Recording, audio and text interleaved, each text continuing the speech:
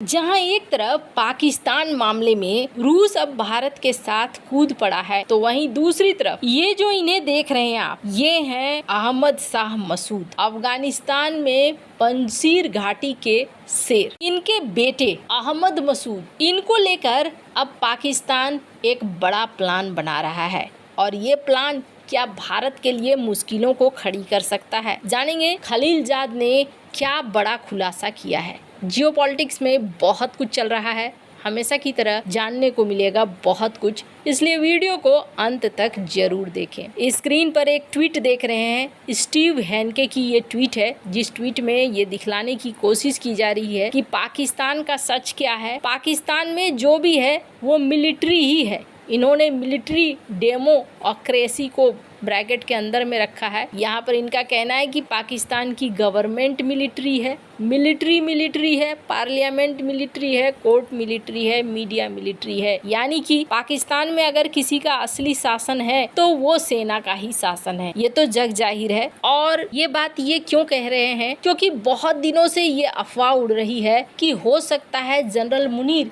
पाकिस्तान की सत्ता पर कब्जा कर ले। जनरल मुनीर ने कई बार अपना एक ऐलान दिया है, जैसे हाल फिलहाल में जब कथित तौर पर वो अमेरिका से लौट रहे थे तो उन्होंने कहा था कि अल्लाह ने मुझे देश का रक्षक बनाया है। स्क्रीन पर आप नवभारत टाइम्स की इस आर्टिकल को देख सकते हैं जिसमें ये बातें कही जा रही हैं। इन्होंने कहा है कि अल्लाह ने मुझे अपने देश का रक्षक बनाया है और मैं रक्षा करूंगा। हालांकि आपको बता दूं, इससे पहले भी इतिहास में जो सत्ता पर चढ़े हैं यही सब कुछ बोलकर ही चढ़े हैं। असीम मुनीर से पहले 1958 में तत्कालीन फील्ड मार्शल मोहम्मद अयूब खान ने भी खुद को पाकिस्तान का रक्षक कहा था और अब असीम मुनीर ने भी ऐसा ही कहा है। पाकिस्तान के तीसरे सैन्य तानाशाह जनरल जियाउल हक भी अल्लाह के नाम पर देश से जिहाद का आह्वान कर चुके हैं। 1977 में भुट्टो सरकार का तख्ता पलट करने के बाद जिया ने कहा था कि सर्वशक्तिमान अल्लाह की मदद से सेना को मजबूत करने के लिए हर संभव प्रयास करेंगे। जिया ने अपने सेना का इस्लामीकरण कर दिया था और उस समय उनके 10 साल के शासन के बारे में कहा जाता था कि पाकिस्तान 3A से चलता है, अल्लाह, आर्मी और अमेरिका। अब इसकी बात अचानक से क्यों हो रही है? हो सकता है ये अफवाह हो, जैसा कि जनरल मुनीर कई बार कह चुके हैं कि नहीं, मैं सत्ता लेने नहीं जा रहा हूँ, लेकिन लोगों को इस तरीके का लगता है क्योंकि पाकिस्तान में पहले ऐसा हुआ है। इंडिया टुडे के इस आर्टिकल को देख सकते हैं जिसमें कहा जा रहा है कि पहले क्या था, जनरल मुनीर के खिलाफ न एक माहौल बना हुआ था पाकिस्तान के अंदर, लोग ज्यादा नाराज थे। लेकिन भारत के साथ लड़ाई होने के बाद कम से कम पंजाब प्रांत जो पाकिस्तान का है वहां देखने को मिल रहा है कि असीम मुनीर की लोकप्रियता वापस लौटी है और ऐसे में असीम मुनीर अब पूरे पाकिस्तान को कंट्रोल करने की कोशिश कर सकते हैं।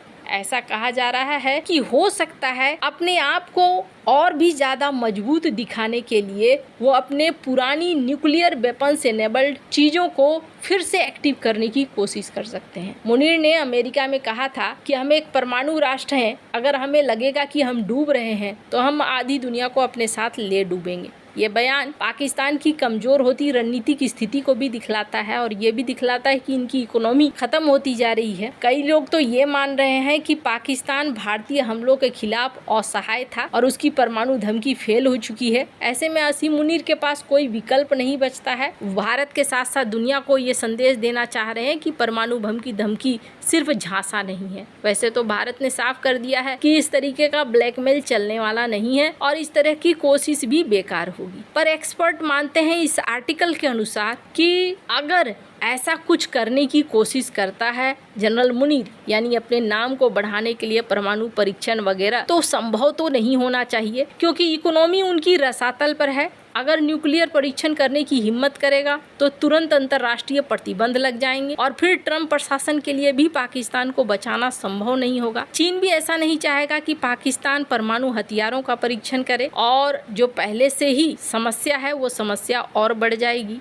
ऐसे में जनरल मुनीर अपनी लोकप्रियता को भुनाने के लिए परमाणु परीक्षण नहीं करेंगे। हालांकि ये सारे कयास लगाए जा रहे हैं कि ऐसा भी हो सकता है, वैसा भी हो सकता है, पर इन सब के बीच में एक चीज देखने को मिल रही है, एक बड़ा बदलाव देखने को मिल रहा है जो बता रहा है कि पाकिस्तान अपनी रणनीति में भी बदलाव कर रहा है। और वो बड़ा बदलाव क्या है? जब सोवियत संघ था ना, तब पाकिस्तान ने पंजशीर के शेर कहे जाने वाले अहमद शाह मसूद और मुजाहिदीन इनको सपोर्ट करना शुरू कर दिया था। और जब इनको सपोर्ट किया गया था तब ये कहा गया था कि आप सोवियत संघ के खिलाफ लड़ो, और ये ऐसा ही होना भी शुरू हो गया। 1970 के दशक में जब सोवियत संघ ने अफगानिस्तान पर हमला किया तो अहमद शाह मसूद ने पंजशीर घाटी में मुजाहिदीन बलों का नेतृत्व भी किया। और उनकी रणनीति, चूंकि पंजशीर की पहाड़ियां बहुत दुर्गम, ये इतना आसान नहीं है। पंजशीर घाटियों में सोवियत सेना ने बहुत हमले किए थे, लेकिन आखिरकार उन्हें पीछे हटना पड़ा था और वो पीछे हट गए थे। ये पंजशीर के शेर कहलाते थे। गुरिल्ला नीति मसूद ने अपनाई थी जो बहुत ही कारगर हुई थी।